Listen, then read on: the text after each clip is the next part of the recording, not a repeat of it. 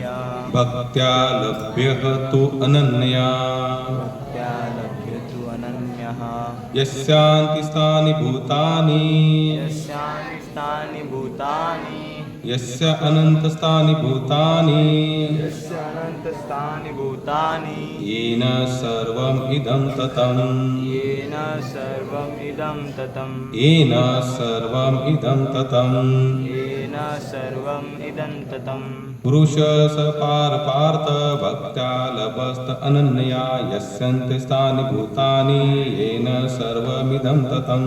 इस प्रकार से श्लोक है। श्लोक का अनुवाद इस प्रकार से, भगवान जो सबसे महान है, अनन्य भक्ति द्वारा ही प्राप्त किए जा सकते हैं। यद्यपि वे अपने धाम में विराजमान रहते हैं तो भी वे सर्वव्यापी है और उनमें सब कुछ स्थित है। तात्पर्य यहाँ यह स्पष्ट बताया गया है कि जिस परम धाम से फिर लौटना नहीं होता वह परम पुरुष कृष्ण का धाम है। ब्रह्म संहिता में इस परम धाम को अनंत चिन्मय रस कहा गया है, जो ऐसे स्थान है जहाँ सभी वस्तुएं परम आनंद से पूर्ण है। जितनी भी विविधता प्रकट होती है वह सब इसी परमानंद के गुण है। वहाँ कुछ भी भौतिक नहीं है। यह विविधता भगवान के विस्तार के साथ विस्तृत होती जाती है, क्योंकि वहाँ की सारी अभिव्यक्ति पराशक्ति के कारण है। जैसे कि 7वें अध्याय में बताया गया है। जहाँ तक इस भौतिक जगत का प्रश्न है, यद्यपि भगवान अपने धाम में सदैव रहते हैं तो भी वे अपने भौतिक शक्तियों द्वारा, माया द्वारा सर्वव्याप्त है। इस प्रकार वे अपनी परा तथा अपरा शक्तियों द्वारा सर्वत्र भौतिक तथा आध्यात्मिक दोनों ब्रह्मांड में उपस्थित रहते हैं। यशांति स्थानी का अर्थ है प्रत्येक वस्तु उनमें और उनके परा या अपरा शक्ति में निहित है। इन्हीं दोनों शक्तियों के द्वारा भगवान सर्वव्यापी है। कृष्ण के परम धाम में या असंख्य वैकुंठ लोकों में भक्ति के द्वारा ही प्रवेश संभव है। जैसा कि भक्त्या शब्द द्वारा सूचित होता है, किसी अन्य विधि से परम धाम की प्राप्ति संभव नहीं है। वेदों में गोपाल तापनी उपनिषद 3.2 में भी परम धाम तथा भगवान का वर्णन मिलता है। एको वशी सर्वगः कृष्ण। उस धाम में केवल एक ही भगवान रहता है जिसका नाम कृष्ण है। वह अत्यंत दयालु विग्रह है और एक रूप में स्थित होकर भी वह अपने को लाखों स्वांशों में विस्तृत करता रहता है। वेदों में भगवान की उपमा उस शांत वृक्ष से दी गई है जिसमें नाना प्रकार के फूल तथा फल लगे हैं और जिसकी पत्तियां निरंतर बदलती रहती है। वैकुंठ लोक की अध्यक्षता करने वाले भगवान की स्वान चतुर्भुजी है और विभिन्न नामों से विख्यात है। पुरुषोत्तम, त्रिविक्रम, केशव, माधव, अनिरुद्ध, ऋषि, संकर्षण, प्रद्युम्न, श्रीधर, वासुदेव, दामोदर, जनार्दन, नारायण, वामन, पद्मनाभ आदि से ब्रह्म संहिता में 5.37 में पुष्टि हुई है कि यद्यपि भगवान निरंतर परम धाम गोलोक वृंदावन में रहते किंतु वे सर्वव्यापी है ताकि वे सब कुछ सुचारू रूप से चलता रहे। गोलोक एवं निश्चय किलात्म भूतो वेदों श्वेताश्वेत में कहा गया है। परास्य शक्ति विविधते श्रूयते स्वाभाविक ज्ञान बल क्रिया च। उनकी शक्तियाँ इतनी व्यापक है कि वे परमेश्वर के दूरस्थ होते हुए भी दृश्य जगत में बिना किसी त्रुटि के सब कुछ सुचारू रूप से संचालित करती रहती है। यहाँ पर ये श्लोक बहुत सुंदर है। लेकिन आज सुंदर श्लोक सुनने के लिए संख्या भी सुंदर है। सुंदर श्लोक सुनने के लिए संख्या भी कैसी आज सुंदर है। कहा जाता है कि जिसका भगवत भक्ति का रस चढ़ता और उतरता है ना, उसको कभी उसका रस चढ़ा ही नहीं, उसको कभी उसका रस चढ़ा ही नहीं। भक्ति एक ऐसा भगवत भक्ति मार्ग है कि जो हमेशा कैसे रहता है, शाश्वत, तो हमेशा से बढ़ते रहता है, बढ़ते रहता है, बढ़ते रहता है, बढ़ते रहता है। इसके पहले में श्लोक लेने वाला था शीतेष्णु सुख दुखता, यानी कि मात्रा स्पर्शास्तु। भक्त जो होता है ना, रियल भक्त, वो कभी भी संसार के किसी भी कारण उसके भक्ति में जीवन में भी चढ़ाव उतार नहीं आता। हालांकि उसका हमेशा क्या रहता है, एक तो वो स्थिर रहेगा या तो फिर उन्नति करेगा, दोनों में से एक है। वो कभी नीचे की ओर डलता नहीं है। हमेशा याद रखना, अगर भक्त का सबसे बड़ा अगर क्वालिटी कुछ होगा तो उसकी एक ही क्वालिटी, वो हमेशा स्थिर रहता है। कैसे रहता है? स्थिर। जैसे आज जनसंख्या कम है लेकिन कोई बात नहीं, प्रभुपाद के गुरु भक्ति सिद्धांत सरस्वती ठाकुर एक बार लेक्चर दे रहे थे ऐसे। अब उनका लेक्चर कैसे एकदम डीपली लेक्चर था, हाईली, यानी कि जिसको भगवत भक्ति में सचमुच आगे बढ़ना है वही वहां बैठेगा, बाकी जिसको कुछ इधर उधर की बातें सुनने वो उठ के चला जाएगा। एक तो एक दो बार आएगा, तीसरी बार आएगा ही। क्योंकि क्या होता है, आज आध्यात्मिक को प्रॉपर समझना होगा ना। अगर कोई प्रॉपर कहना भी चाहेगा तो प्रॉपर सुनने वाले लोग संसार में बहुत ही गिने चुने मिलेंगे, बहुत गिने चुने, ना के बराबर। क्योंकि संसार रियल आध्यात्मिक क्या है, चलो आज क्या करते हैं हम लोग, संख्या इतनी ज्यादा भी है नहीं, तो जो भी आए हैं उन्हीं से हम थोड़ा सा प्रश्न उत्तर करेंगे, ठीक है। आप में से मेरा एक ही प्रश्न है, जो वहां पर भी बैठे, जो वहां पर भी बैठे हैं, या जो भी बिंदास बोलना, यहाँ पर कुछ ये नहीं, यानी कि ब्लेम या आरोप या कटघरा वगैरह ऐसा कुछ ये नहीं, शिक्षा को सुनाने वाले नहीं है। भगवान तो यूं चाहते कि मेरे नाम का और मेरे ज्ञान का प्रचार प्रसार। रियल आध्यात्मिक किसे कहा जाता है, कोई भी बताए, हाथ उठाकर बताए। 2 माइक है हमारे पास। प्रभु जी, जिसे आध्यात्मिक हम लोग समझते हैं, देखो आप लोग यहाँ पर आए हैं ना, तो कुछ तो आपके माइंड में होगा कि आध्यात्मिक जीवन क्या है, भगवान को कैसे प्राप्त किया जा सकता है, या फिर हमने इतने सालों से अगर हम लोग सत्संग ले रहे हैं, या आप लोग भी कहीं ना कहीं जाते होंगे ना, तो आप लोगों ने सच्चे आध्यात्मिक, में फिर बता रहा हूं, हमारा प्रश्न मेरा पर्सनल भी उत्तर नहीं होगा, हम उत्तर यहां से ढूंढेंगे। जिस बुक से प्रश्न निकाला जाता है वही बुक से उत्तर भी ढूंढा जाता है। तो आप में से कोई भी बता दीजिए कि रियल आध्यात्मिक किस क्रिया को कहना चाहिए। कोई भी हाथ उठाए ऊपर। प्रभु जी, प्रभु आप भी बिंदास बोल सकते हैं। यहाँ पर कुछ नाही आहे। इकडे जिथे जेवढ्या माताजी बसले तुमच्यापैकी कुणी सांगा की देवाला प्राप्त कसं केलं जाऊ शकतं, त्याला प्राप्त करण्यासाठी मनाची कोणती स्थिती गरजेची आहे। माताजी, पाटील माताजी, हा, एक चित्तानं मनन करावं। छान उत्तर आहे। अजून नामस्मरण, छान। अजून हाँ, माताजी को गए संडे का याद दृढ़ विश्वास होना चाहिए। और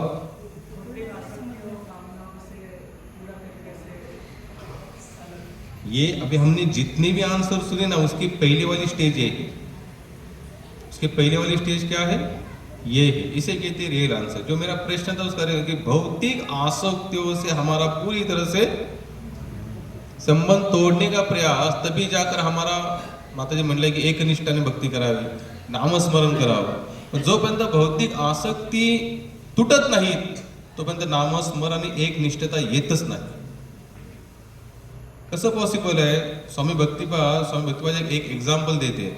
अगर आपने इतने बड़े लकड़ी का टुकड़ा लिया है और उसको आप जलाने का प्रयास कर रहे हैं, आपने एक साइड में उसमें पेट्रोल सब डाल के आग भी लगा दी है, और उसका जो सेकेंड साइड है वहां पर आप क्या डाल रहे हो, जल डाल रहे हो, पानी डाल रहे हो, तो क्या वो कभी लकड़ा पूरी तरह से बुझ जाएगा?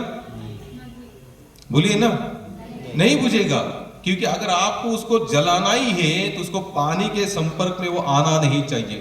जैसे वो पानी के संपर्क में आएगा, कितनी भी आग भले उसमें लगी होगी, पानी में संपर्क में आया कि उसकी आग बुझ जाएगी। और हम लोग क्या कर रहे हैं, हम लोग आध्यात्मिक जीना चाहते हैं, आग तो लगा दी हमने एक साइड में, और सेकंड साइड में भौतिक कामनाओं की इतनी इच्छा रखे हुए, यानी कि पानी डाल रहे, जिससे हमारी वो संसार रूपी लकड़ा जलने वाला नहीं है। भक्तिपाद बताते हैं ये एक गर्दन है ना, एक गर्दन। अभी क्या समय हुआ है, 7:45। अगर मैं कहूँ इसी समय पर दोनों साइड में घूमे, पॉसिबल है?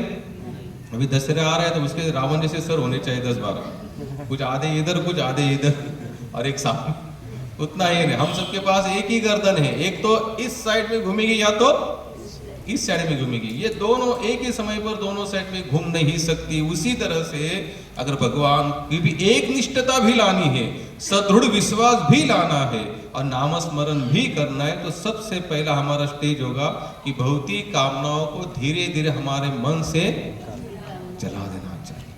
वेदों में एग्जाम्पल आता है, जैसे अगर किसी बांबू के पेड़ देखिए आप लोग, बांबू के पेड़, अगर उस बांबू के पेड़ को अगर पूरी तरह से नष्ट करना है ना, तो जितना जमीन से ऊपर आता हम उसको अगर उतना ही काटेंगे ना, जैसे पानी मिलेगा वो फिर से बढ़ जाएगा, फिर से बढ़ेगा।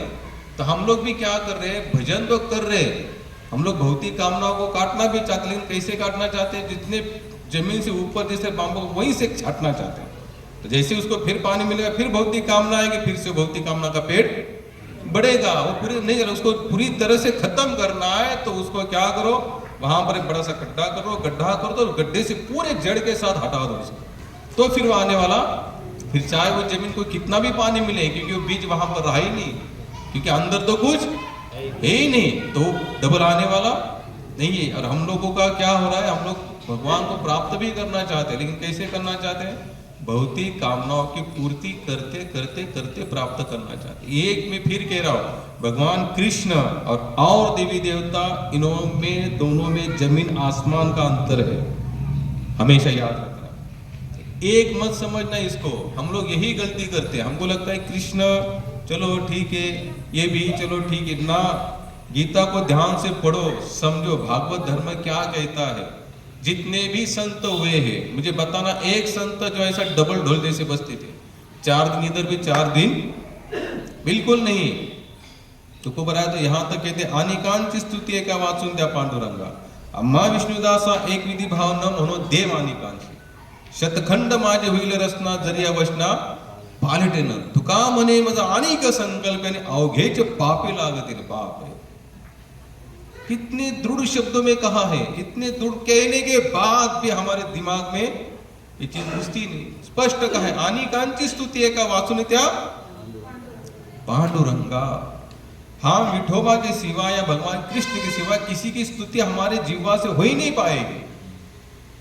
शतखंड माझे हुईल रचना, अगर इस जीवा से किसी और की स्तुति हो भी जाए तो इसकी शतखंड रचने टुकड़े हो जाएंगे।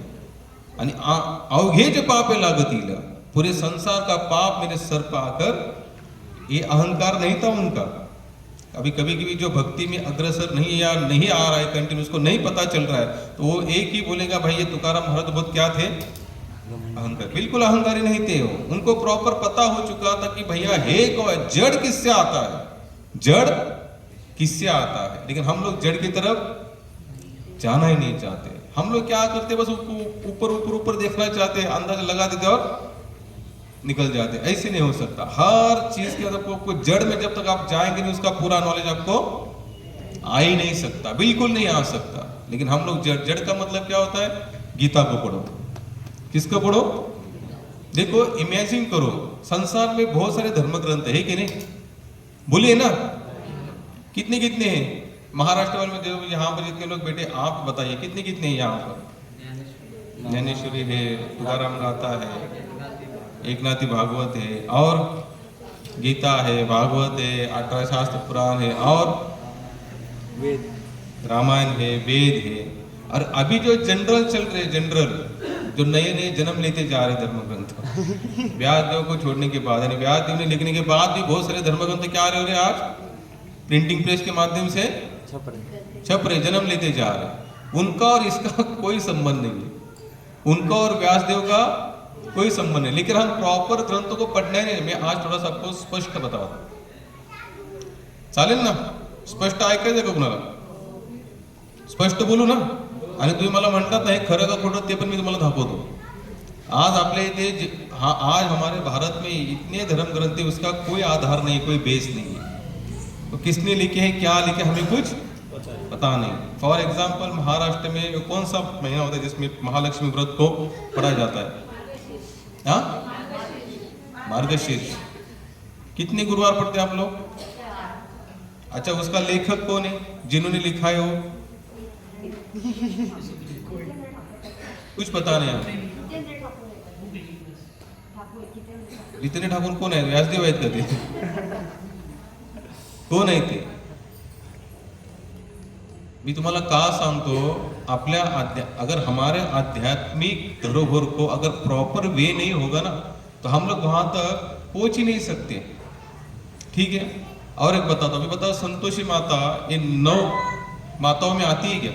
इथे जेवढे बसले तर त्यांनी मला सांगा फक्त, तिची हिस्ट्री वाचा। संतोषी नावाचा पिक्चर निघाला, पिक्चर निघाला, तिथे जागा जागाला मंदिरे बांधण्यात आली, काही संबंध नाही त्या गोष्टीचा।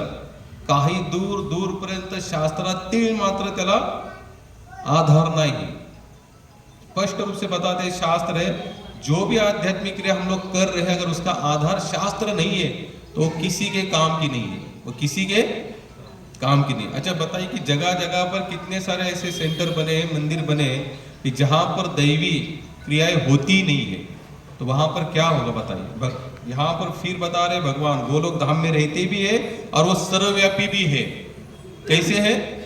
सर्वव्यापी भी है। तो सर्वव्यापी हो कब होगा? जब हमारी भावना पूरी तरह से वहां पर दृढ़ता से लगी होगी। इतने सारे बुक रचे हुए, अगर आप किसी धार्मिक जो बुक स्टॉल होता है वहां जाइए, वहां पर पूछे कि भैया यहाँ पर प्रॉपर व्यासदेव के लिखित कितने बुक है, हमको बता देना धर्म ग्रंथ। और लोगों ने लिखे हुए कितने सारे ग्रंथ है। अगर और लोगों ने लिखे भी हैं, जैसे ज्ञानेश्वर महाराज ने ज्ञानेश्वरी लिखी, लेकिन कहां से लिखा उन्होंने? भगवत गीता के अनुसार लिखा है।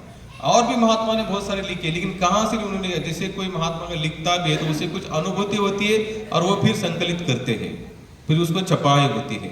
तो अनुभूति के अनुसार आना हुआ जो बुक है वो हम सबके लिए फायदेकारी है, लेकिन जो बिना अनुभव के है उसका क्या फायदा होगा?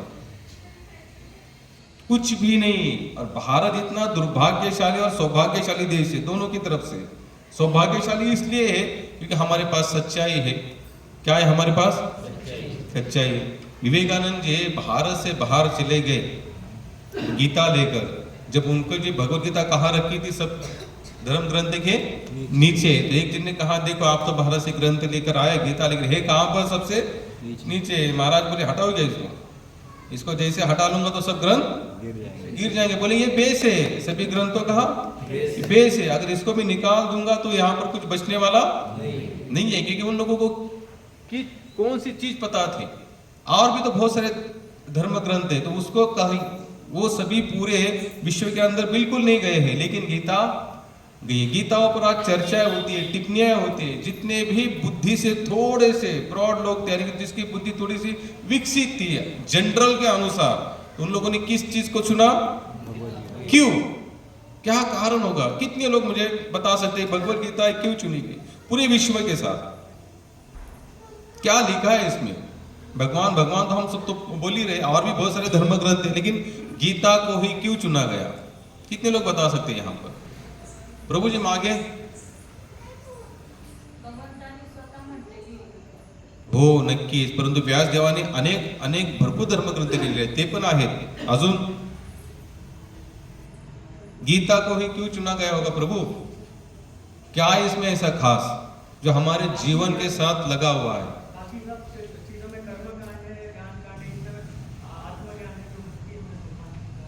सही। और जीवन का सार कौन सा बताइए?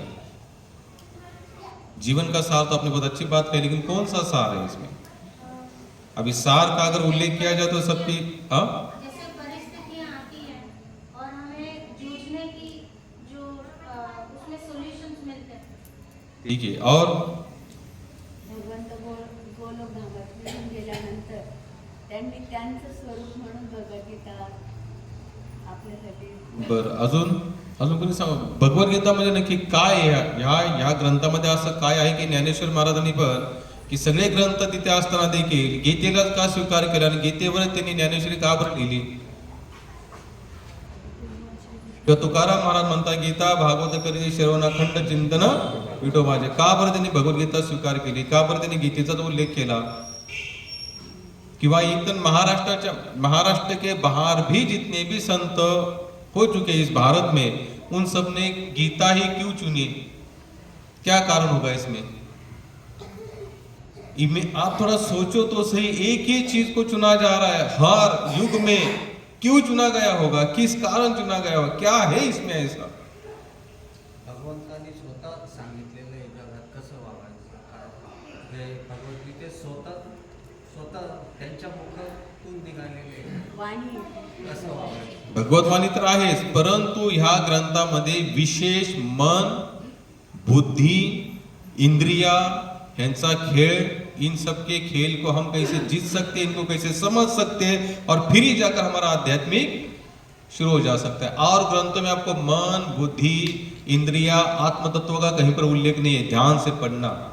नवनाथ अध्याय, गुरु चरित्र मेरे मुख पाठ थे एक समय में, आज 20 से 25 साल पहले। एक भी धर्म ग्रंथ ऐसे नहीं जहां पर इंद्रियों को कैसे जीता जा सकता है, मन को कैसे काबू में लाया जा सकता है, आत्म तत्व बात क्या है, शरीर की विधि क्या है, शरीर की गतिविधियां क्या है, इन सब बातों का विश्लेषण आपको कहां मिलेगा? केवल गीता में। जब तक हम लोग इनका कैलकुलेशन ही नहीं समझ पा रहे, मन इंद्रियों का, क्या हमारा आध्यात्मिक जीवन होगा शुरू? भाई आध्यात्मिक जीवन जिएंगे तो कौन सी चीज को लेकर जिएंगे? अगरबत्ती, दीप, इससे नहीं होने वाला। मैं फिर बता रहा हूं, अगरबत्ती दीप से नहीं कुछ होने वाला। क्या होगा उसके पीछे? वो भावनाएं जागृत होती। ये सब जहाँ यज्ञ हुआ है, हम अगरबत्ती के, हम भी रोज आरती करते 5 बजे कंप्लीट राइट टाइम, 1 मिनट आगे पीछे नहीं होता हमारा। शाम को 7 बजे राइट टाइम आरती करते। लेकिन इसके पीछे का मेन लक्ष्य क्या है? आरती ही लक्ष्य होना चाहिए ना। इसके पीछे का लक्ष्य क्या होता है? इंद्रियों का दमन। क्या करना है हमें? अगर हम जो भी आध्यात्मिक क्रिया कर रहे हैं लेकिन इंद्रियों का दमन नहीं कर रहे हैं, आत्म तत्व को समझ नहीं पा रहे, मन की जो क्रिया है, जो छटपटाट है, या मन का जो चापलूसपना है, अगर ये नहीं समझ पा रहे तो हमारे आध्यात्मिक क्रिया फेल है। क्या है? पूरी तरह से फेल है। और इसका कैलकुलेशन कौन से ग्रंथ में? गीता में। आप लोग ध्यान से पढ़ना, पहले से छठवां, छठवें से 12वां, 12वां से 18, ऐसे 3 पार्टीशन में आप भगवत गीता को पढ़ना। पहले अध्याय से लेके 6वें अध्याय तक भगवान केवल मन, बुद्धि, इंद्रिय और आत्म तत्व इसकी बात करते। उसके बाद में भगवान बताते, भाई देखो अर्जुन, अब मेरी थोड़ी थोड़ी शक्तियां समझो। जैसे विश्व रूप दर्शन, भगवान क्या बताए? देखो मेरे में ही अंदर सब कुछ है, मेरे सिवा यहाँ पर किसी और का अस्तित्व है नहीं। और 12 से लेकर 18 के आते हैं, भगवान क्या बता रहे? अब मैं कौन हूं जानो। अगर तुम्हें लगता है ना ये पेड़ है, अपनी ताकत है, बोलते नहीं, इसमें भी मेरा ही स्वरूप है। क्योंकि जल रूपी में टेस्ट मैं हूँ, अग्नि में जो दहकता है मैं हूँ, सूरज में जो तपने वाला जो प्रकाश है वो मैं हूँ, हवा के अंदर जो प्राण वायु वो भी मैं हूँ। अब मुझे पता, इतना बताने के बाद फिर हमारी स्वतंत्रता कहाँ रही? मैं जो बोल रहा हूँ समझ में आ रहा है ना? कितने लोगों को आ रहा है समझ में? गीता में इसलिए गीता को श्रेष्ठ माना गया है। इंद्रियों का दमन कैसे? आप कितने भी धर्म ग्रंथ पढ़ना, जो जो हम लोग को बताए जाते हैं, उसमें कहीं पर भी इंद्रियों का दमन, मन का कैलकुलेशन है कहीं पर भी नहीं लिखा है, लेकिन गीता में लिखा है। और लोगों को तो बाहर के देशों में तो गीता धर्म ग्रंथ है या कृष्ण कुछ है, कोई कृष्ण भगवान कुछ पता नहीं है, लेकिन फिर भी पढ़ते हैं। क्यों? क्योंकि वो जानते हैं हम सब का कैलकुलेशन कहां पर हो रहा है। आप लोग यहां पर आए, क्यों आए? मैसेज तो हमारा आ गया, बहुत सारे, कम से कम 1500 मैसेज जाते हैं। 1500 लोग तो आते नहीं, यहाँ पर आते 50 से 100 लोग आते। क्यों आते? क्योंकि आपका मन आपको कह रहा है कि चलो सत्संग में जा। अभी यहाँ पर आप बैठे हुए, कम से कम कुछ लोग प्रेम से बैठे, कुछ लोग बैठे, कुछ लोग तो लोग बैठना ही चाहिए, ऐसे करके बैठे। क्यों बैठ रहे? आप लोग क्या कर रहे हैं? इंद्रियों का दमन कर रहे। पैर बता रहे बहुत तकलीफ हो रही है, आप कब खत्म होगा, कब? फिर भी थोड़ा, अब मैं भी लिमिट तोड़ के बाहर जाओ 9 के बाद, बोले छोड़ो यार, उठो अभी चलो बाहर जाए। तो क्या हो रहा है यहाँ पर? हमारा इंद्रियों का दमन करना सीख रहे हैं। क्या सीख रहे हैं? इंद्रियों का दमन। और ये कहां से सिखाई दिया जाता है? केवल भगवत गीता आपको सिखा सकती है मन को कैसे कंट्रोल किया जाए, मन को कैसे काबू में लाया जाए, इंद्रियों का कैसे दमन होता है। बाकी और एक भी, अच्छा आप लोगों ने भगवत गीता को छोड़कर यहाँ पर जितने भी लोग बैठे, आपने किन किन ग्रंथों का अध्ययन किया है? थोड़ा सा बताइए। अच्छा, महालक्ष्मी सार वाचता तुम्ही, त्याच्यामध्ये कुठे एखाद्या अध्यायामध्ये किंवा एखाद्या पानावर इंद्रियांचं दमन, मनाला कंट्रोल करणे कुठं आहे का? किती लोकांनी वाचला? स्त्रिया जास्त वाचतात, माताजी जास्त वाचतात, कोणी कोणी वाचलं मला ते सांगा. महालक्ष्मी व्रतचरित्र सगळेच वाचतात. माताजीमध्ये मी एकटे नाव कुठं सांगायचं? ग्रुप बनवून सांग. चांगली गोष्ट आहे, परंतु आध्यात्मिक, मी पुन्हा सांगतो, आध्यात्मिक का स्वरूप क्या है? इंद्रियों का दमन। मन को अपने उसके जो आवेश में नहीं आ जाते हुए हम उसको अपने स्तर पर उसको सिखाना चाहिए। इसलिए गीता श्रेष्ठ मानी जाती है, इसलिए गीता को पढ़ना चाहिए। और सच्चा भगवान का जो स्वरूप है, भगवान किसे कहते हैं, यहां तक भगवान बता रहे हैं अर्जुन मेरे सिवा यहां पर किसी और का अस्तित्व नहीं है। इतना कहने के बाद भी फिर हमारा मन क्यों डामाडोल होता रहता है? जब भगवान बता रहे मैं ही सब कुछ हूँ, मेरे में ही सब कुछ है, मैं चाहूँ तो ही सब कुछ हो सकता है, मैं नहीं चाहता तो कुछ नहीं होगा, और जब तक मैं नहीं चाहता तब तो पेड़ का पत्ता भी। इतना कहने के बाद भी हम लोगों का विश्वास नहीं बैठता। लेकिन इसका भी आंसर भगवान देते हैं। शायद हमने 2 संडे पहले भी इस बात पर चर्चा की थी। कृष्ण स्वयं बता रहे हैं अर्जुन मैं ही उसे चुनता हूं जो मुझे सब कुछ मानने वाला है। यानी कि भगवान जिसको चुनेंगे भक्त्या माम विजानाति, भक्ति से ही भगवान जाना जा सकता है। और भगवान स्वयं भी कहते हैं कि मैं जब तक नहीं चाहूंगा तब तक मेरे पास कोई आ भी नहीं सकता। अच्छा मुझे बताइए मैं कहां से किस टॉपिक से आया था, थोड़ा ध्यान दीजिए। मन इंद्रिया नहीं उसके आगे मन ये तो बाद में आए थे, उसके पहले 1 से 6 तक मी पहिला प्रश्न तुम्हाला विचारला होता ना। आध्यात्मिक म्हणजे काय?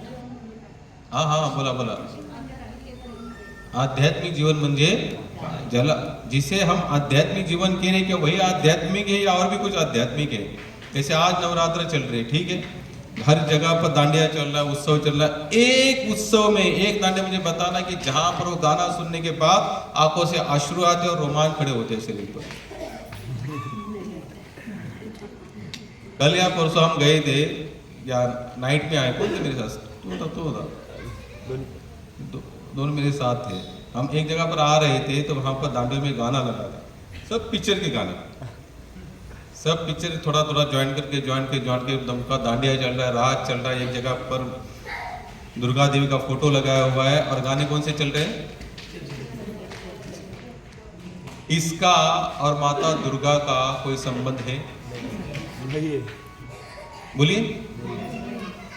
अच्छा आप लोगों में से बताए कि दांडिया रास क्यों करना चाहिए नवरात्र में? कितने लोग जानते हैं इसकी पीछे की कथा या स्टोरी जो भी कुछ है?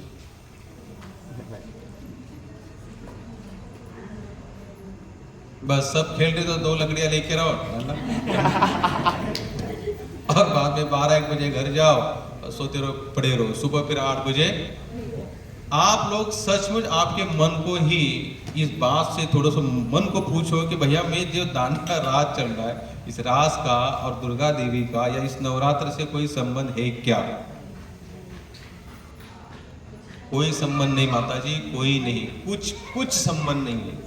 शास्त्र स्पष्ट बताते हैं अगर आध्यात्मिक क्रिया को आध्यात्मिक के रूप से नहीं करते, कुछ और रूप से करेंगे तो उसका साइड इफेक्ट हमारे जीवन पर और समाज पर होगा, 110% होगा, उसमें कोई डाउट नहीं है। क्यों? क्योंकि उसका एक कोई आधार ही नहीं है, शास्त्र कहीं पर नहीं है। अच्छा जो पूर्णिमा गई उसका क्या नाम था? कोजागिरी। अब ये रास कहां से शुरू हुआ? ये रास की जो प्रथा है, जो रास करते हैं, ये कहां से शुरुआत हुई?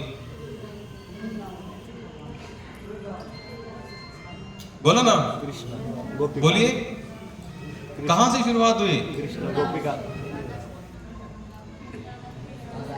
वृंदावन से शुरुआत हुई इसकी रास की। कहां से शुरुआत हुई? और कोजागिरी के दिन भगवान कृष्ण ने महारास रचा।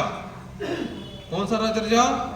महारास। महारास में लाखों करोड़ों गोपियां थी और लाखों करोड़ों भगवान श्री कृष्ण के अंश थे और हर एक गोपी के साथ कृष्ण रास करते थे। रास का मतलब होता है रस, रस विग्रह। भगवान का एक नाम है रस विग्रह। क्या नाम है?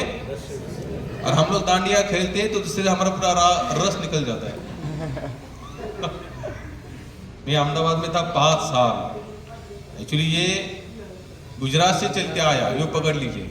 वहां पर तो लोग सुबह 4-4, 5-5 बजे तक प्रभु दांडिया, यानी कि 9 दिन के लिए वहां पर जो व्यापार भी होता है पूरी तरह से ठप होता है, क्योंकि रात भर जागते और दिन भर लोग सोते रहते हैं और उसका दूर दूर तो कुछ संबंध नहीं भगवान कृष्ण और गोपियों के साथ। वो जो राग चला था उसमें पूरी तरह से इंद्रियों के स्तर के ऊपर चला था, इंद्रियों भोग के अनुसार वो रास नहीं था। और आज जिसे हम रास कहते हैं या गरबा कहते हैं, जो भी कुछ कहते हैं, इंद्रियों के ऊपर मुझे बताना, एक गाना बताना या एक जितने भी लोग करते हैं उस उनके जो हाव भाव होते हैं वो पूरी तरह से भोगों के अनुसार हाव भाव होते हैं, वहां पर निर्भोगी कोई नहीं होता। तो क्या उससे कुछ हमारा आध्यात्मिक डेवलपमेंट होगा, कुछ आध्यात्मिक उन्नति होगी? नहीं होगी, पॉसिबल ही नहीं है। और आप स्वयं सोचना कि जो दुर्गा माता स्वयं भगवान की सेवा में, नारायण की सेवा में लगी रहती है, लक्ष्मी सहस्त्र शतसंभ्रम सेव्यमान, एक नहीं, दो नहीं, तीन नहीं, लक्ष्मी सहस्त्र। कितनी लक्ष्मी भगवान की सेवा में खड़ी है? सहस्त्र। और कैसी खड़ी है? ऐसी लाइन में खड़ी है। एक के होने के बाद वो कहती मेरा नंबर कब आएगा, मेरा नंबर कब आएगा, मेरा नंबर कब आएगा। और वही दुर्गा माता के सामने अगर आप लोग ऐसे गाने बजाएंगे तो क्या दुर्गा माता प्रसन्न होगी? इस नवरात्र में के पहले तो कितने सारे व्हाट्सएप ग्रुप पर तो आपको नवरात्र के 9 रंग आए देंगे, 9 रंग की 9 साड़ियां आए होंगे। यहीं तक हमारा सीमित है। इससे ज्यादा हमारे दिमाग में आध्यात्मिक के लिए कोई धारा नहीं, हमारा कोई स्तर ही नहीं बना पाते हम लोग आध्यात्मिक का। हम लोग केवल इतना स्तर बना पाते हैं, बस भैया इतना ही करना है, इससे ज्यादा आगे बढ़ना नहीं है। मैं फिर बता रहा हूं, लेकिन गीता आपको क्या सुनाती है? मैंने अभी आपको बताया था,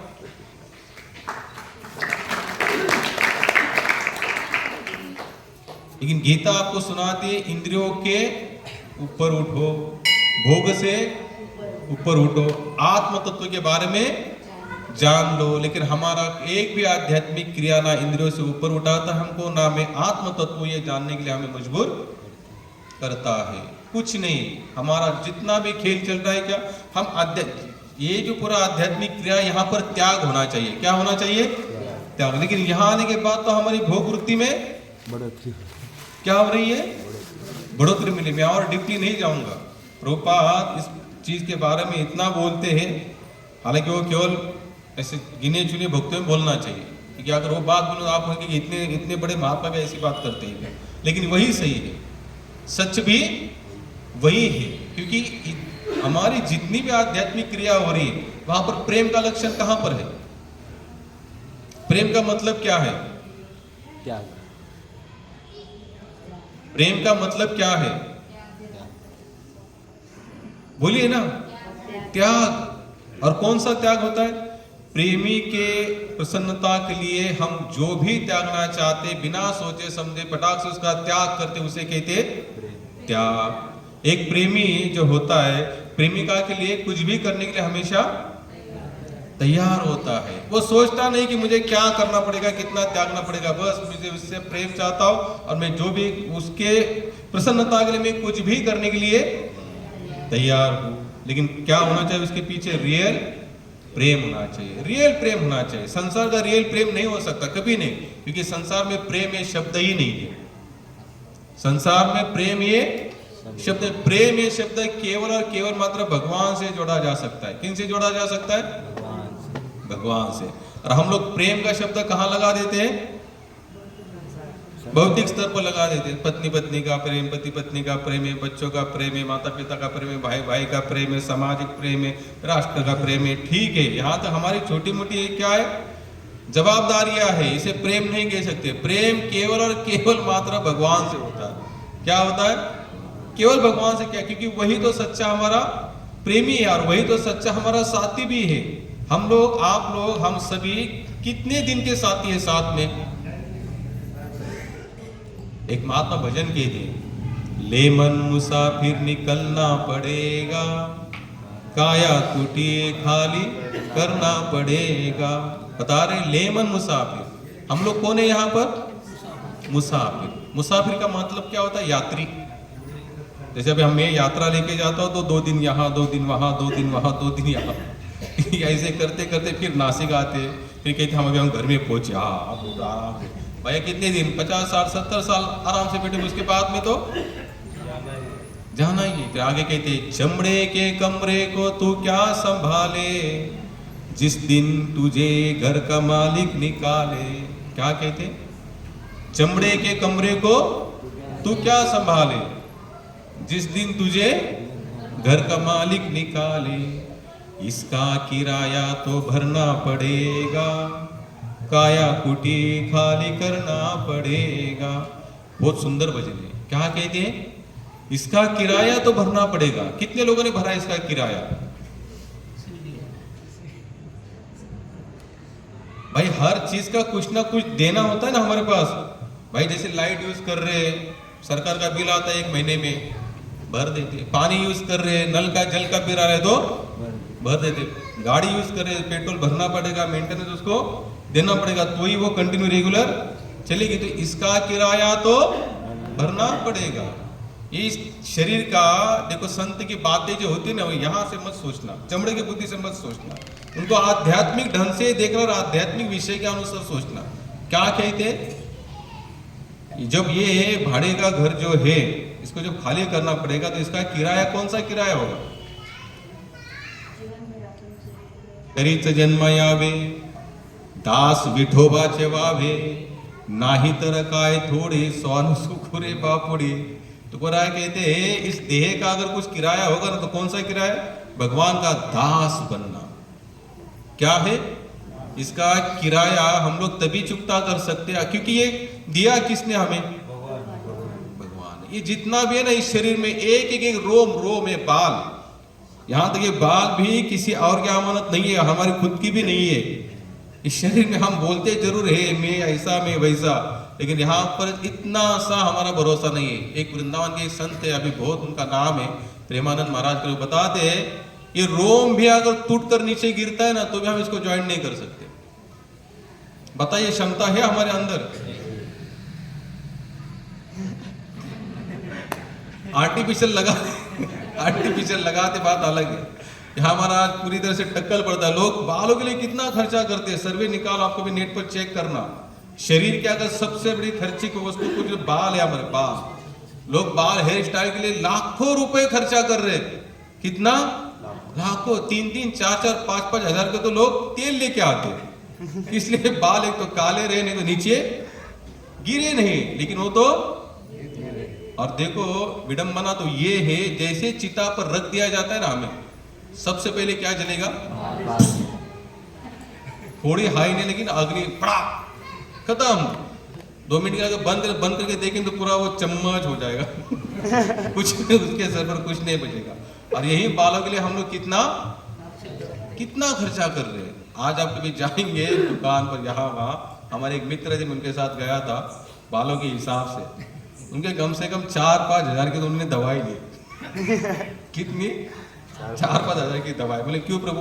बोले बाल मेरे समय से पहले झड़ गए। समय से पहले कुछ नहीं होता यहाँ पर, समय पर ही सब कुछ होता है, समय पर ही सब कुछ होता है। और झड़ने का रीजन भी कुछ होगा ना आज, तो जिसे हम उन्नति के नाम पर जो आर्टिफिशियल चीजें यूज कर रहे हैं ना, उसी के कारण हो रहा है। पहले जमाने में एक ही साबुन था प्रभु, कितने लोग जानते हैं? अब मैं पहले, जब मैं आप लोगों से जुना नहीं हूं, लेकिन जो मैंने सुना है, पहले जमाने में कौन सा साबुन था? नहीं, लाइफ तो बाद में जुना, जब साबुन नाम कुछ था ही नहीं, तभी लोग क्या नहाते नहीं होंगे कि उनके शरीर का बास पड़ता। रीठा और शिकाकाई का साबुन बनाते थे। वो था बाद में जो हमारा नेचुरल जो सुंदरता के जो क्या होते हैं एलोवेरा, उसी के अनुसार लोग थे, तो उनके कभी बाल समय से पहले झड़े नहीं। लेकिन हम जो साबुन शिकाई जो भी यूज कर रहे हैं आज, शैम्पू भिम्पू, ये सब क्या है? केमिकल युक्त, ये प्राकृतिक नहीं है, जिसके कारण समय से पहले बाल झड़ना, समय से पहले बाल सफेद होना। हमें उधर नहीं जाना है। मैं किस टॉपिक पर था? इसका किराया तो भरना पड़ेगा, काया कुटी खाली करना पड़ेगा। इसका किराया क्या है फिर?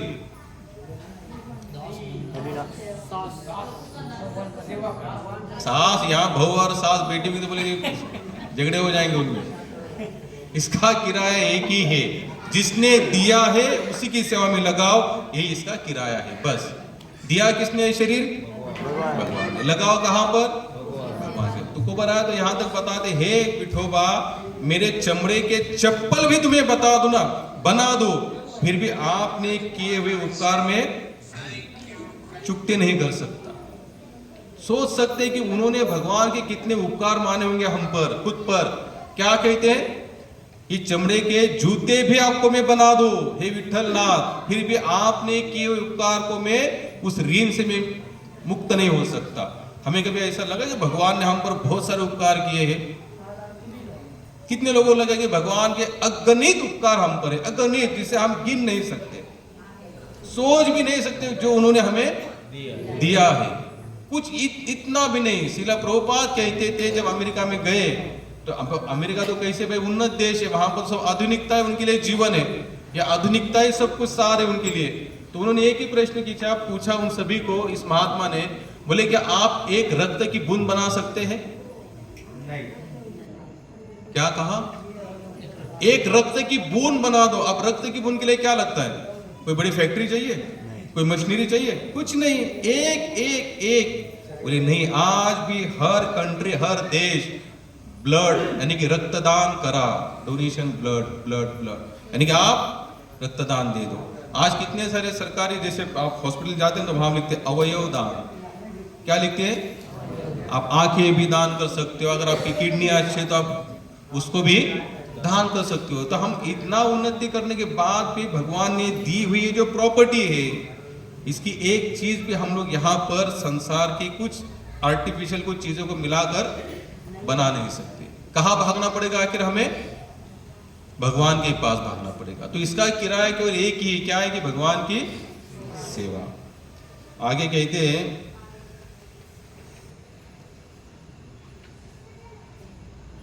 आएगी नोटिस जमानत ना होगी, पल्ले में अगर कुछ अमानत ना होगी। क्या कहते हैं? आएगी नोटिस। नोटिस कहां से आती है? कितने लोगों का आकर गई नोटिस? भैया हमें तो कोविड में आए थे, कोविड में तो रोज नोटिस आ रही थी, नोटिस वाले भी दिख रहे थे। नोटिस भी आ रही थी, नोटिस वाले भी दिख रहे थे, कोई लोग नोटिस लेकर भी घूम रहे थे। हर पल नोटिस मिलती थी, टीवी के माध्यम से, मीडिया के माध्यम से, फोन रिंगटोन भी सरकार के माध्यम से वही लगाई थी नोटिस वाली। बच्चों बच्चों खांसे वाले से दूर रहो। कितनी नोटिस आती है, दिन प्रतिदिन पल प्रतिपल नोटिस आ रही है हमें। क्या बोल के नोटिस आ रही है? भैया कभी भी उठाया ले जा सकते हो, कभी भी उठाने का मौका आ सकते हो, कभी भी यमराज आपकी घंटी, यमराज तो घंटी दरवाजा कटाता नहीं, डायरेक्ट आता है हमको ऊपर अटैक कर देता है। आएगी नोटिस जमानत ना होगी, पल्ले में अगर कुछ अमानत ना होगी। अगर हमारे पल्ले में यानी कि खीसे में अगर कुछ अमानत नहीं है तो नोटिस खाली हाथ नहीं जाएगी। अगर अमानत अगर आपके पास पड़ी है तो नोटिस आपको स्पर्श भी नहीं करेगी। जैसे आती है जमानत, जैसे कोई अगर नोटिस आते आपको लेके जाएंगे तो वकील क्या कहते हैं? इनके जमानत के कागजात तैयार है, इसका आप हाथ मत लगाना। क्या कहता है? इनकी जमानत के कागजात तैयार है। तो आप लोगों के पास जमानत के कागजात है? अगर कहीं मृत्यु का बुलाया आए तो जमानत के कागजात है आप लोगों के पास? कितने लोगों के पास है जमानत के कागजात? तो नोटिस आते चल जाएंगे। अच्छा, कितने लोग चाहते हैं कि जमानत का कागज खीसे में लेकर ही घूमने का? तुम्हारा नको का जी? जमानत का कागज कौन सा है? आगे भाई माला, ये है जमानत का कागज। और कौन सा है? गले में तुलसी माला, ये है जमानत का कागज। और कौन सा है? तिलक। इसको आप साधारण मत समझना, ये कुछ लकड़ा नहीं है साधारण, तुलसी साधारण लकड़ा नहीं है। आज भी हमारे सनातन संस्कृति के अनुसार जो बंदा मर जाता है ना, उसके मुंह में तुलसी रख दी जाती है। क्यों? कितने लोग जानते इसके कारण? क्यों रखते तुलसी? बोलिए ना। माणूस मेल्यानंतर चितेवर झोपवतात तर त्याच्या तोंडामध्ये तुळशी का बरं ठेवतात? अंते नारायण स्मृति। और तुलसी भगवान को प्रिय है। और भैया जीवन भर अगर उसने गले में तुलसी माला ना भी डाली होगी तो मृत्यु की शैया पर शरीर जलने से पहले भी अगर तुलसी का स्पर्श होगा तो उसकी गति अच्छी होगी, उसकी गति अच्छी होगी। शरीर में प्राण नहीं है, उस समय भी अगर तुलसी का स्पर्श होता है शरीर को तो भी उसकी गति अच्छी होगी, उसकी मुक्ति में कोई बंधन नहीं आएंगे। या अगर बहुत पापी भी होगा तो कम से कम कुछ जन्म केवल तुलसी का स्पर्श होते उसके कट जाएंगे। इतना विश्वास है हमारे सनातन से। सोचो थोड़ा सा कि मरने के बाद भी अगर इतनी क्वालिटी तुलसी माता के अंदर है, यानी कि तुलसी पत्र के अंदर है, तुलसी मणि के अंदर है, तो जिंदा जी जब तक शरीर में प्राण है तब तक हम गले में डालेंगे तो उसका असर नहीं होगा। कितने लोगों को तो ये भ्रम है कि तुलसी नहीं डालनी चाहिए, कितने लोग तो यहाँ तक कहते हैं कि तुलसी केवल क्या वो स्त्रियां नहीं डाल सकती जिनका मीन्स पति महाराज जीवित है, उन्हें नहीं डालना चाहिए। नहीं, शास्त्र तो यहाँ तक कहते हैं जन्म के बाद 5वें दिन तुलसी गले में जानी चाहिए। कितने दिन? 5वें दिन, क्योंकि पता नहीं, यहाँ तक शास्त्र कहते हैं अगर तुलसी गले में है और कहीं एक्सीडेंट है, कुछ भी हो जाता है शरीर का, अगर भाई पता नहीं कल क्या होगा, कल छोड़ो अगले क्षण क्या होगा, लेकिन अगर अगले क्षण मर भी जाते हैं तो तुलसी होगी तो यमराज जी स्पर्श नहीं करेंगे। कुछ जन्म ऐसे ही हमारे काट दिए जाएंगे और जरूर अगला जन्म ऐसी जगह पर होगा उस तुलसी के कारण कि हमारा अगला जन्म कहीं ना कहीं भगवत भक्ति के उन्नति के पथ पर चलेगा। तो नोटिस आने से पहले जमानत के कागजात तैयार हो। जमानत कागजात क्या है? कंटिन्यू हरे कृष्णा कृष्णा कृष्णा हरे हरे, हरे राम राम राम हरे हरे। एक कागजात है, हमेशा साथ में चलते हो तो तुलसी की माला लेकर चलो।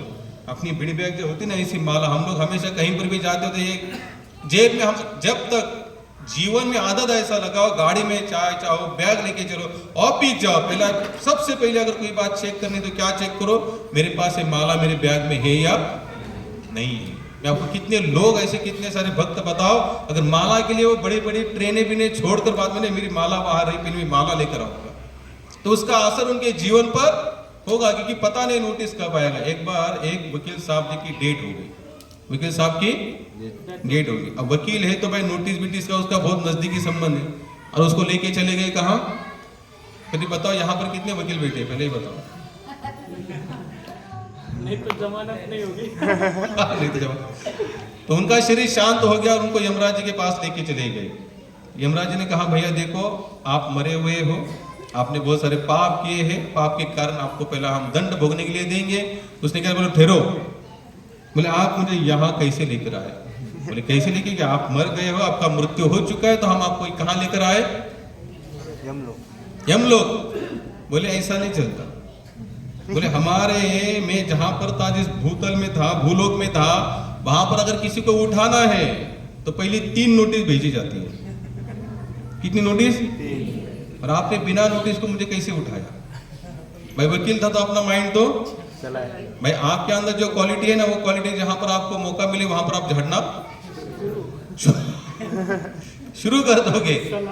सलाहकार, यहाँ पर सलाहकार बहुत सारे बनना चाहते हैं, सुनने वाला कोई नहीं बनना चाहता। और सलाह करते समय, सलाह देने का मौका आते ही यहाँ ऐसे ग्रंथ सब ओपन हो जाते और एक एक सलाह देना, लेकिन फॉलो करने की बात आती है तो नहीं। तो उन्होंने कहा हमको नोटिस, आपने तो यमराज ने कहा भैया 1 ने 2 ने, हमने भी 3 नोटिस आपको भेजी थी। यमराज ने भी क्या कहा? 3 नोटिस हमने, जैसे मैंने पहले प्रश्न पूछा था कितने लोग नोटिस भेजे, तो किसी ने हाथ ऊपर नहीं किया। आप नोटिस सुनो, प्रकृति की नोटिस आती है। तो यमराज जी ने कहा भैया 1 ने 2 ने, जैसे आपके इस संसार में 3 नोटिस, पता है ना आपको 3 नोटिस भेजी जाती है। तीसरे नोटिस में एक वार्निंग आती है, इसके बाद में नोटिस नहीं आएगी, डायरेक्ट जब्ती आएगी। क्या वार्निंग आती है? पुलिस वाले एकदम जब प्रभु जी बस ले। तीसरी बार नोटिस नहीं, नोटिस के साथ साथ लास्ट में लाइन लिख दी जाती है, तीसरी 3rd नोटिस है, इसके बाद में डायरेक्ट जब्ती होगी। आप नोटिस नहीं। तो उस वकील ने कहा कौन सी नोटिस भेजी थी? बोले पहली नोटिस भेजी, हमने आपके आंखों की रोशनी कम कर दी। भाई शरीर जब जीर्ण होता है ना तो एक एक नोटिस आना शुरू हो जाती है। पहली नोटिस क्या भेजी थी? आंखों की रोशनी कम कर दी। जैसे नोटिस आ भी गए, हम लोग चेक करने गए महाजन डॉक्टर के पास। र दिख रहा है, ब दिख रहा है, भ दिख रहा है, थोड़ा धुंधला दिख रहा है। अच्छा, आपको 0.1, अभी हमको तो है ही नहीं, इसलिए हमको पता है चश्मे का नंबर का क्या गणित होता है। तो हमने उस क्या कर लिया, हमने तुरंत उसको चश्मा लगा दिया और नोटिस को ठुकरा दिया। हट, आंखें गई तो क्या हुआ? चश्मा में वही नंबर का लगा। फिर मैं संसार को अच्छे से देखना चाहता हूँ कि धीरे धीरे हमारे क्या हो गए, बाल सफेद हो गए। फिर दूसरी नोटिस आई, दशरथ राजा ने एक बार देखा आईने में कि एक दाढ़ी का एक छोटा सा बाल सफेद हुआ है। सफेद होने के बाद तुरंत उन्होंने फैसला लिया, अब मैं राजगद्दी से मुझे नीचे उतरना है, अब सब उद्धार के लिए चले जाना है। राम जी को कहा आप राजा बनने के लिए तैयार हो जाओ, वहां नहीं जाएंगे। मैं इतना ही बता रहा हूँ कि दूसरी नोटिस जब दशरथ राजा को भी मिली तो उन्होंने क्या सोचा, भैया आप मुझे भगवत भक्ति के मार्ग में चलना है, राजपाट अभी मेरे जो संतान है उनको सौंप देना चाहे। हमें दूसरी नोटिस आने के बाद हमने उसको सहन किया या स्वीकार किया या उसको भी ठुकरा दिया? कितने लोगों ने स्वीकार किया? ठुकरा दिया उसको। बाल सफेद दिखने के बाद भी हमें ये नहीं पता चल रहा कि भाई हम तो अभी बुढ़ापे की ओर जा रहे हैं। इसको तुरंत लग रहा है बाल सफेद हो गए। अरे यार देखो, हेयर ड्राई, डॉक्टर गोदरेज का हेयर ड्राई लगा दो। अभी वो तो कितने लोग आते हैं ऐड देने के लिए, भी ऐड देने वाले लोग भी बूढ़े ही आते हैं वहां पर। मैंने कल या परसों ऐड देखी सेब अली खान की, 50 क्रॉस कर चुका है बंदा। वो कितना 50 क्रॉस कर चुका है। उसकी लड़की उसके साथ में है, उसका नाम पता नहीं उसका, कल या परसों। हाँ ये नॉलेज है हम लोगों का, इसे कहते हैं जनरल नॉलेज। तो पिता को पूछते, पिताजी आपके बाल तो सफेद। बोले चिंता मत करो, 10 रुपए में इसको काले कर दूंगा। तो उसने गोदरेज की ऐड कर दी और हम लोगों ने उसको स्वीकार किया। हमने भी दूसरे नोटिस को ठुकरा दिया। हम भी बाल बिल काले बिले करके रो दे के खुश हो रहे, अभी तो मेरे बाल काले। तो यमराज कहते पहली भेजी, दूसरी भेजी। वकील ने कहा तीसरी कौन सी थी? तीसरी बोले हमने आपके कान बधिर करते। लास्ट में अगर कोई इंद्रिया साथ छूटते, लास्ट में कौन सी इंद्रिया साथ छूटती है? हाँ, हमने आपको कानों की सुनने की शक्ति कम कर दी, आपने उसे भी यंत्र के माध्यम से। आज तो ऐसे ऐसे यंत्र जो अंदर तक जाते, कुछ दिखता भी नहीं बाहर। पहले तो यहाँ लगाने के बाद यहाँ डब्बी लगानी पड़ती थी, उसको भी लोगों को शर्म आने लगी। तो कुछ ऐसे भी आधुनिकता निकली कि वो यंत्र अंदर तक जाएगा आपको देखिए। आज कितनी सारी नोटिस आ रही है, हमारे दांत जा रहे, दांत जाने के बाद भी हम लोग चबाना नहीं जानते, फिर भी क्या कर रहे हैं आज वो कुछ क्या बोलते प्रभु उसको, कवाड़ी, कवड़ी, कवड़ी लावना में पुन्ना घुस खाईला तैयार। इतनी सारी नोटिस आने के बाद भी हमने एक नोटिस को भी गौर नहीं किया, और बाद में क्या हुआ, डायरेक्ट अटैक होने के बाद कोई जमानत के लिए भी कागजात बचे नहीं थे। क्योंकि चलो ठीक है, मैं ये नहीं कह रहा हूं कि शरीर का ध्यान जरूर रखना चाहिए। एक भक्त भी शरीर का ध्यान जरूर रखता है। उसके कान खराब होते तो कानों में वो यंत्र डालता है, लेकिन यंत्र डालने के बाद सुनता क्या है? भजन, कीर्तन, राम कथा और कृष्ण कथा। इसके अलावा वो कुछ नहीं सुनना चाहता। पापाची वासना न दाऊ डोळा त्याहून आंधळा बराच मी। तुकोबाराय सांगतात, अगर इन आंखों से अगर पाप ही दिखाई देने वाला है तो भगवान इसको क्या करो, अंधा बना। अगर इन कानों से अगर गलत ही श्रवण होने वाला है तो इन कानों से मुझे क्या बना दो, बहरा बना दो। लेकिन हम लोग अगर इतना सब करने के बाद भी, जैसे अभी यहाँ पर काफी लोग सत्संगी बैठे, भले उन्होंने चश्मे लगाए हुए, भले कुछ ना कुछ क्या रहेगा, लेकिन फिर भी आप यहाँ पर बैठे हो तो आपने उस नोटिस को क्या किया, गौर किया है। आपने उस नोटिस को क्या किया है, गौर किया है। और गौर करने के बाद आपने सोचा नहीं, अब इन आंखों से भले चश्मे के माध्यम से, लेकिन देखूंगा किसको, भगवान को। भौतिक संपदा गलत नहीं है। आप लोग कभी जयपुर जाएंगे ना, जयपुर कितने लोग हैं आप में से जयपुर? कोई नहीं। जैसे मतलब जयपुर गए आप, आपको पता है वहां पर एक राधा कृष्ण का मंदिर है, जिसे जयपुर के आराध्य भगवान कहते हैं। उस सिटी के, उस शहर के आराध्य भगवान है, उनका नाम है राधा गोविंद। क्या नाम है? राधा गोविंद। और जयपुर के एक नामवंत राजा हो गए, राजा मानसिंह करके। वो भगवान के बहुत ही सुंदर भक्त थे, बहुत शुद्ध भक्त थे। हवा महल देखा, हवा महल जो मेन रोड पर, क्योंकि जयपुर में मैं कम से कम 1.5 साल था, इसलिए मुझे पता है। कम से कम मेन रोड पर, या आप कभी डालेंगे राजस्थान टूर करके ऐसा कुछ भी डालेंगे तो उसमें पहले तो हवा महल आएगा। तो उसने जो हवा महल बनाया ना, हवा महल कुछ नहीं, ऐसी बड़ी सी कम से कम 4-5 मंजिली इमारत है। इमारत भी नहीं, एक दीवार है, और दीवार को ऐसे एक जो मुकुट होता है ना, मुकुट भगवान का मुकुट, तो वैसे बनाया है। तो एक दिन ने पूछा कि इन्होंने, राजा ने इस, और आगे अगर आप अंदर जाते, अंदर जाएंगे तो पीछे केवल विंडो है, वहां पर क्या है, विंडो। अब गाइड बताने वाला क्या बताता है कि राजा की रानियां उन विंडो में बैठकर राजा की सवारी देखती थी। लेकिन एक भक्त क्या बताता है, ध्यान से सुनना। राजा ने उस हवा महल को केवल इसलिए बनाया था, उसकी सवारी रोज वहां से निकलती थी। तो निकलने के बाद उस समय राधा गोविंद जी का एक मुकुट था, हीरे से जड़ा हुआ, और उसकी जो डिजाइन थी वो और हवा महल की डिजाइन एक ही थी। तो राजा कहता था, जब भी मैं इस रास्ते से जाऊं तो ये देखने के बाद मुझे किनकी याद आती है, भगवान गोविंद जी की याद आती है। गोविंद जी के मंदिर के सामने उसने अपने खुद का महल बनवाया था, वो आज भी विराजमान महल है। अगर आज भी कभी आप लोग जाएंगे जयपुर, आमेर किला देखना, जैसलमेर जाना, हर जगह पर जाना, लेकिन यहाँ पर भी जाना, यहाँ पर भी जाना। तो राजा मानसिंह रात को सोता था, आंखों पर पट्टी बांधकर सोता था, और भगवान का मंदिर ऐसे सामने था, और उसकी खिड़की, उसकी विंडो थी, भगवान के मंदिर एग्जैक्ट सामने थी एकदम। सुबह उठने के बाद पहले वहां चला था विंडो में, और वहां खड़े होकर पट्टी खोलकर पहला दर्शन भगवान का करता था। भौतिक संपदा गलत नहीं है। अनेक राजा महाराज, कितने नाम में आपको गिनाओ, ऐसे एक एक राजा महाराजा थे जिन्होंने भगवान की प्रॉपर सेवा की। राजा कुलशेखर थे, वो जब कथा सुनते थे, कथा, तो कथा के अंदर वो प्रवेश करते थे। क्या करते थे? प्रवेश करते थे। वो एक बार कथा सुन रहे थे, रामायण की कथा सुन रहे थे, और कथा सुनते सुनते अब सुनाने वाले भी भाव विभोर होकर सुनाने लगे, और राजा तो पहले से भक्त था, वो भी भाव होकर सुनने लगा। और कथा में प्रसंग चल रहा था कि रावण माता सीता को लेकर जा रहा, तो तुरंत राजा ने अपने सेना को आदेश, बोले सेना तैयार करो। आदेश क्या दिया राजा ने? सेना को तैयार करो। तो उसने पूछा क्यों महाराज? बोले रावण लेके जा रहा है माता सीता को, तो मैं कैसे चुप बैठ सकता हूं? क्या कहा? रावण माता सीता को लेके जा रहा है तो मैं कैसे चुप बैठ सकता हूं? मेरे पास भी तो सैनिक है, सेना है, मैं भी तो शक्तिशाली हूं, मैं उन पर अटैक करूंगा। अब राजा ने सेना को आदेश, राजा के सामने किसकी क्या चलेगी? राजा ने आदेश दिया तो सब तैयार हो गए, और तैयार होते होते कहां चले गए? दरिया के पास।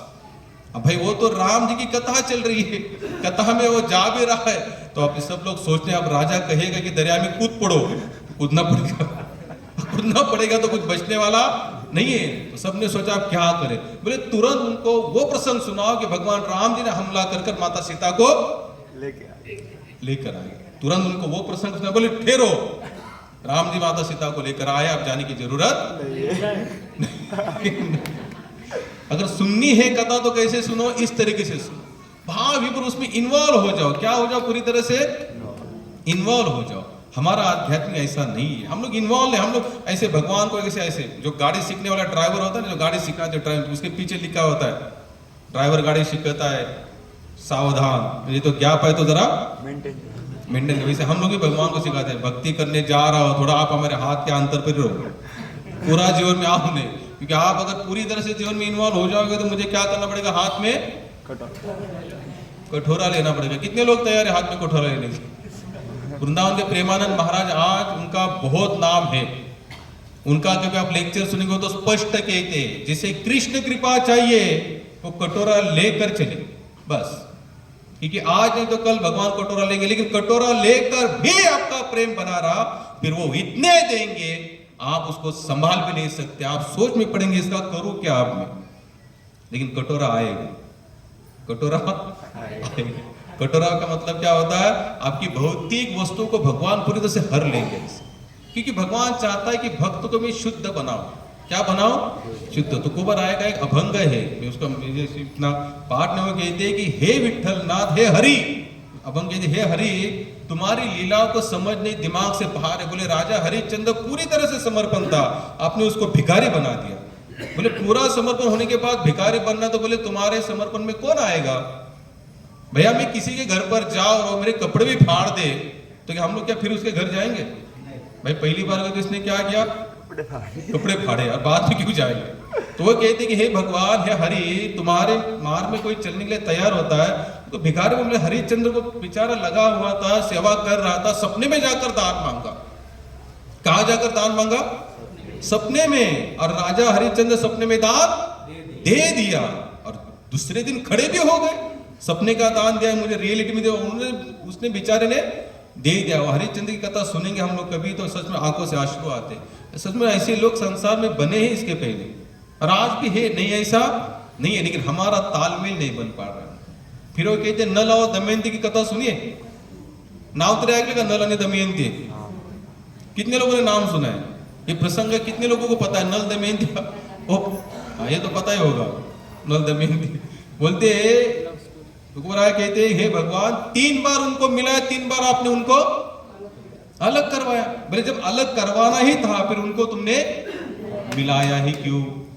बोले विभीषण इतने सारे साल आपकी सेवा में लगा रहा और आखिर उसके भाई ने लात मार के निकालने के बाद में आपने उसको बचाया नहीं, क्यों ऐसा करते हो?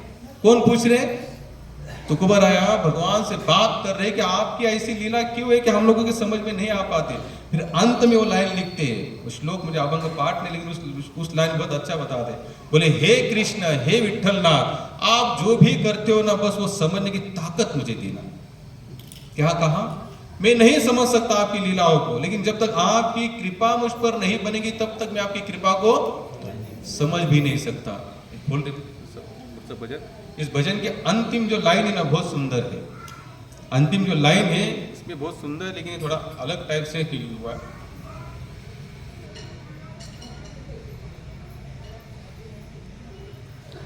सत्य, अंतिम लाइन कौन सी उनका प्रॉपर भजन निकालो। वो अंतिम लाइन इस तरह से है कि हे भगवान,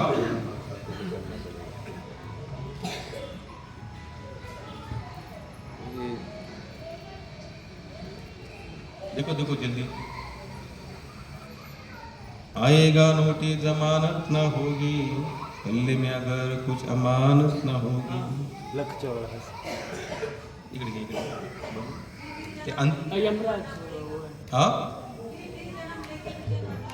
यमराज, मेरी ना मानो यमराज तो मनाएंगे, मेरी ना मानो यमराज तो मनाएंगे। आगे क्या है? मेरी ना मानो यमराज तो मनाएंगे, तेरा कर्म दंड मार, तेरा कर्म दंड मार मार भुगताएंगे। क्या बता रहे? अगर तुमने मेरी नहीं मानी तो यमराज की तो मानना पड़ेगा। वहां पर किसी की चलती है? वहां पर ना रिश्वत चलती है ना वकील, कुछ नहीं। वहां पर सीधा अनाउंसमेंट, इसको फेंक दो 28 नरक में से एक नरक में। वहां पर आप कितना भी चिल्लाओ वहां पर चलने वाली नहीं है। फिर वहां पर मार मार फटकारेंगे। लोग कहते किसने देखा है? कितने लोग मानते नरक है करके? है ना? 100%। नरक नाही का? आजी नरक आहे का नाही? आहे। अच्छा, किती लोक मानतात की जेलमध्ये 1, 2, 3, 3 अशा डिग्री असतात फटके द्यायच्या? मानता? अभी हम लोग जेल में तो गए नहीं ना।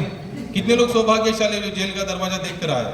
भगवान कृष्ण के जन्म स्थान पर, भगवान का जन्म वहीं हुआ था, जन्म में जेल में हुआ था।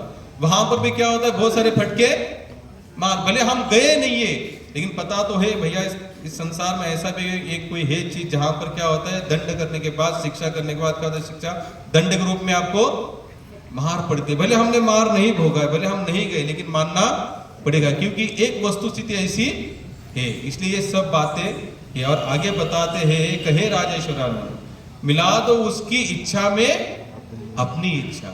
अगर भगवान की बातों को, लीला को समझना है तो एक ही करना है आपको। क्या करना है? भगवान की इच्छा में अपनी इच्छा मिला दें। स्वतंत्र इच्छा हमारी नहीं होनी चाहिए। स्वतंत्र इच्छा रही दुख का कारण शुरुआत हो गया। और हम सभी की क्या इच्छा पूरी स्वतंत्र है। हम भगवान की इच्छा में अपनी इच्छा नहीं मिलाना चाहते। हम योजनाओं का ढेर सारा लेखा उनके सामने रखना चाहते, बोलते एक के बाद एक के बाद एक के बाद एक के बाद आप क्या करो? पूरा करता जाओ। कितने लोग ऐसे जो भगवान से कुछ नहीं मांगते? सचमुच बता भाई, मांगना भी चाहिए, नहीं मांगेंगे तो भगवान देंगे भी नहीं।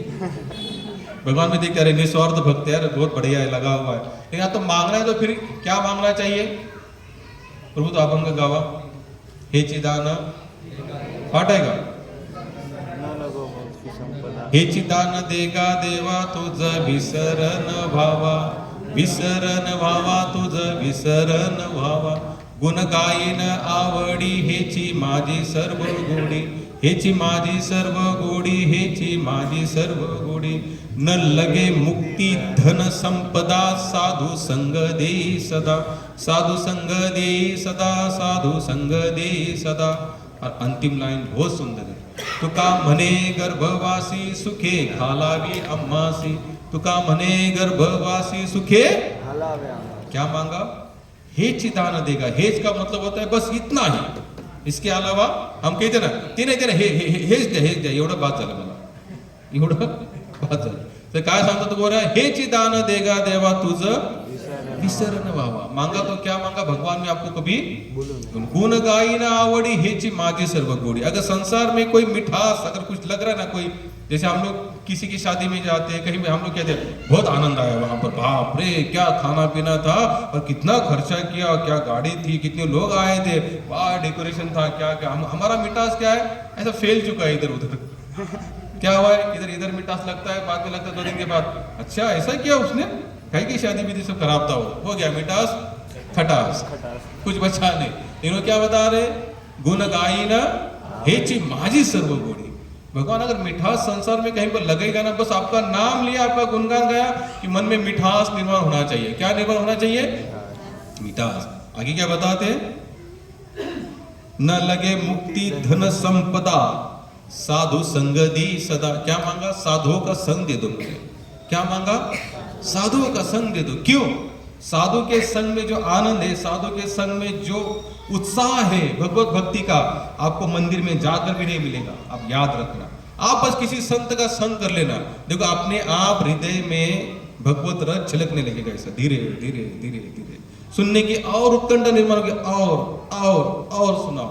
लेकिन कब हो सकता है, साधु के संग में हो सकता है, क्योंकि जैसा संग ऐसा रंग। आप जिस विषय का चिंतन करेंगे, जिस विषय वालों के लोगों का संग करेंगे, वही विषय आपके अंदर डेवलपमेंट होगा। इस बात को ध्यान से सुनना, ये सभी संतों का मत और गीता का भी मत वही है। विषयान उपो, प्रभु कौन सा है, ध्यानो, हाँ ध्यायतो विषयान् पुंसा संगस्तेषु उपजायते संगात् संजायते कामः क्रोधो। क्या कहते, आप जिसका ध्यान करोगे वही विषय बढ़ता रहेगा, वही चिंतन होगा और बाद में वही क्रिया आप करेंगे।